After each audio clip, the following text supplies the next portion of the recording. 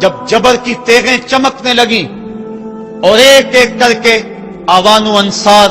جام شہادت نوش کرنے لگے، کبھی واہب شہید ہو رہے ہیں، کبھی ظاہر شہید ہو رہے ہیں، کبھی اون و محمد کے لاشیں گر رہے ہیں، کبھی قاسم کی جوانی لٹ رہی ہے، کبھی جواں اکبر کی آواز کربلا کے ریک زاروں میں گونجتی ہے، یا ابا تاہو ادرکنی، میرے باپ مجھے پکڑیے۔ تو حضرت امام حمام دوڑ کے جاتے ہیں اور اپنے جواں بیٹے کی لاش کو کندھوں پہ اٹھا کے خیموں تک پہنچا کے ہاتھ فضا میں بلند کرتے ہوئے عرض کرتے ہیں، ربنا تقبل منا ھذا القربان، مالک حسین کی یہ قربانی بھی قبول کر لے۔ معصوم علی اصغر کو ہاتھوں میں لے کر جب سوئے فرات بڑھے اور دو شاخہ تیر ان کے حلق میں پیوست ہوا، چلو میں خون لے کر آسمان کی طرف اچھال کے کہتے تھے، مالک میری یہ کمائی تھی، یہ بھی تیرے راہ میں قربان کرتا ہوں، حسین کی یہ ننھی قربانی بھی قبول کر لے۔ اب آیان و انصار اور اہل بیت کی ایک ایک کلی کربلا کے اندر کٹ گئی، فاطمہ کا سارا چمن اجڑ گیا، مصطفیٰ کی آل میدان کربلا کے اندر کٹ گئی۔ اب امام حمام ہاتھ میں تلوار لیے میدان عمل میں آئے اور آپ نے جو آخری خطبہ دیا تاریخ کے اوراق میں موجود ہے، لوگوں میرا حسب و نسب پہچانو، میں کون ہوں، میں کون ہوں، مجھے پہچانو، جلدی نہ کرو، ناحق خون اپنے ذمے نہ لو، میں وہ ہوں جو رسول کریم کے کاندھوں پہ کھیلتا رہا ہوں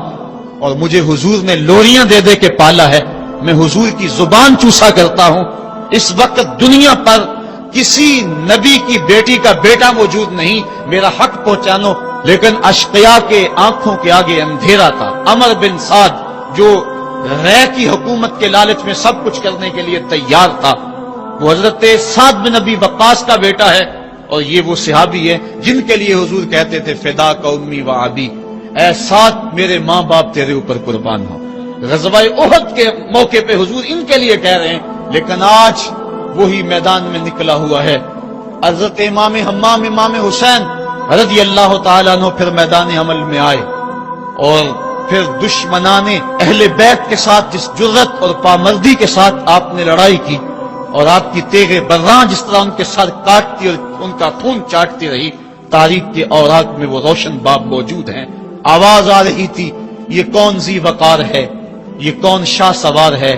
لباس ہے پھٹا ہوا، چھدا ہوا، کٹا ہوا، لخت لخت کٹا ہوا، پھر بھی ہے ڈٹا ہوا، یہ بال یقین حسین ہے، یہ نبی کا نور عین ہے۔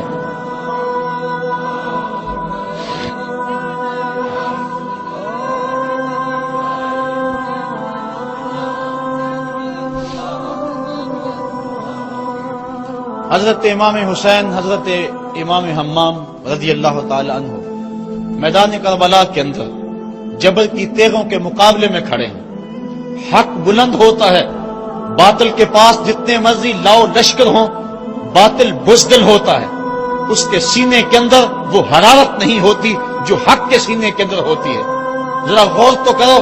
22,000 کا لشکر جرار ان کے مقابلے میں، جو محتاط روایات کے مطابق، ورنہ 82 کی روایت بھی کتب تواریخ میں موجود ہے، بھلا 72 افراد جو 3 دن سے بھوکے بھی اور پیاسے بھی، ان کے لیے 22,000 کا لشکر کیا معنی رکھتا ہے؟ لیکن باطل ہمیشہ بزدل ہوتا ہے، اگر حق میدان عمل میں کھڑا ہو جائے تو کائنات کی کوئی چیز اس کے سامنے نہیں ٹھہر سکتی۔ یہ سبق حضرت امام حمام کی قربانی نے ہمیں پیش کیا۔ 72 افراد جبر کے خلاف کھڑے ہیں، 71 افراد خاک و خون میں ان کے لاشیں مل گئے۔ اب حضرت امام حسین رضی اللہ تعالیٰ عنہ میدان کربلا میں، آپ نے آخری جو خطبہ ارشاد کیا جس کے الفاظ میں نے آپ کے سامنے رکھے، لیکن انہوں نے ایک ہی بات کہی کہ آپ بیعت کریں یا میدان میں آ جائیں۔ آپ نے کہا کہ میں تو کسی صورت بیعت کرنے کو تیار نہیں۔ پھر میدان عمل میں آئے، ان کو کاٹتے رہے، پھر گھوڑے کو ایڑ لگائی اور فرات کی لہروں میں آئے، پانی کا چلو بھرا اور لشکر اشقیاء کی طرف دیکھ کے کہا کہ تم نے میرے لیے پانی بند کیا،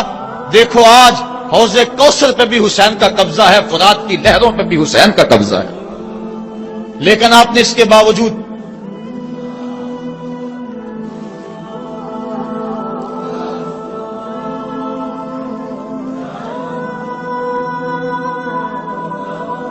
حضرت امام حمام، حضرت امام حسین رضی اللہ تعالیٰ عنہ نے پانی پیا نہیں، ان کو سکینہ کی پیاس یاد آ گئی ہوگی، جس طرح حضرت علی اصغر پیاس سے شہید ہوئے وہ منظر یاد آ گیا ہوگا۔ اور دوسری بات یہ تھی، یہ امتحان تھا، اس لیے حضرت امام حمام نے پانی نہیں پیا، لیکن ان کو بتلانا مقصود تھا کہ اگر میں چاہوں تو یہ پانی پہ قبضہ کر سکتا ہوں، اور پھر یہ ساقی حوض کوثر کے نواسے ہیں،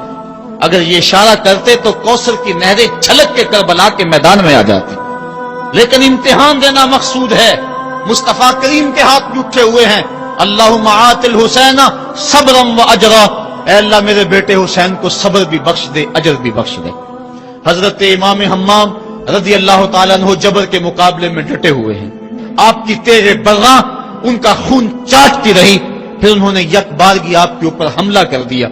حضرت امام حمام نے اس حالت کے اندر بھی اپنی زبان کو روکا اور زبان سے ہائے تک نہیں کی۔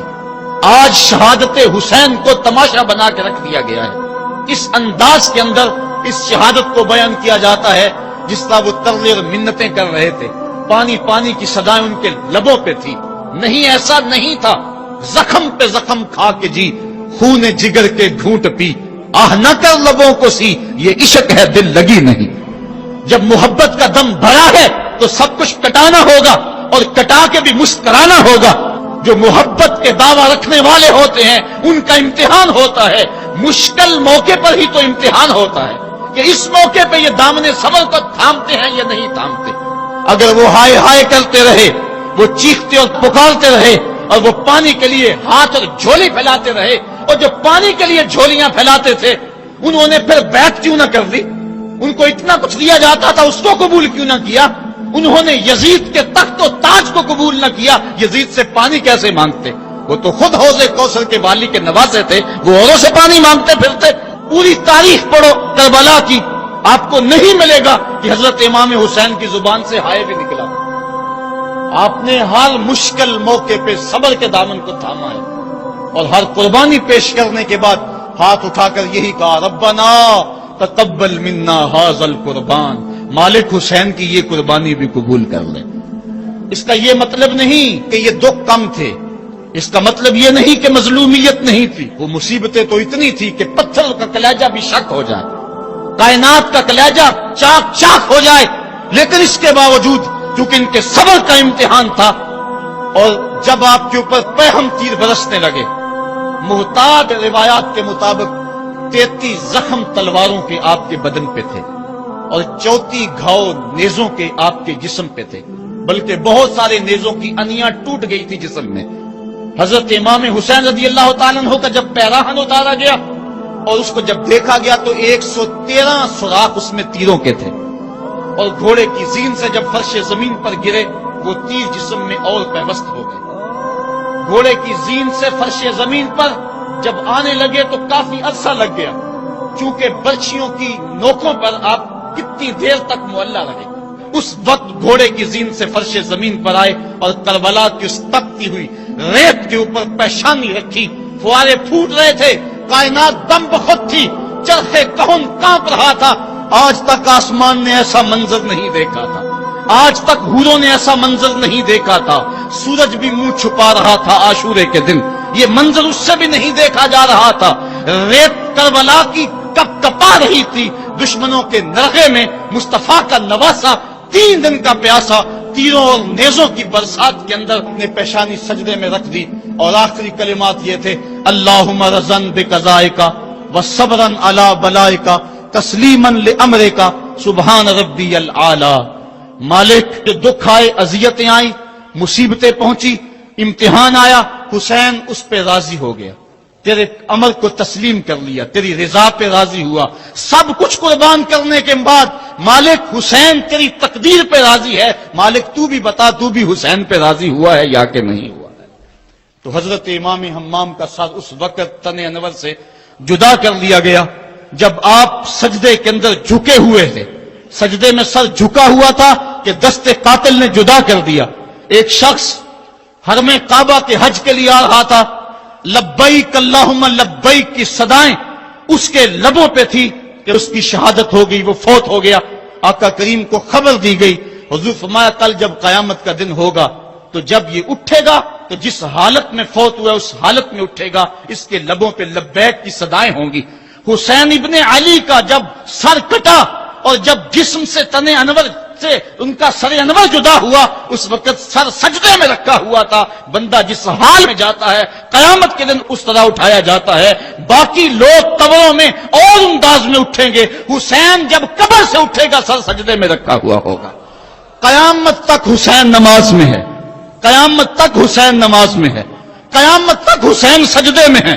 قیامت تک حسین کا سر اللہ کے حضور جھکا ہوا ہے اور وقت کے یزیدوں کو للکار رہا ہے. وقت کے یزیدوں، تم اپنے اپنے دور میں پر پرزے نکالتے رہو گے، لیکن حسین کا سر اور حسین کے ماننے والوں کا سر کبھی بھی تمہارے سامنے نہیں جھکے گا. حسین کا سر کل بھی خدا کے سامنے خم تھا اور آج بھی خدا کے سامنے ہی سر خم ہے. تو حضرت امام حسین رضی اللہ تعالیٰ عنہ کا سر اس وقت کاٹا گیا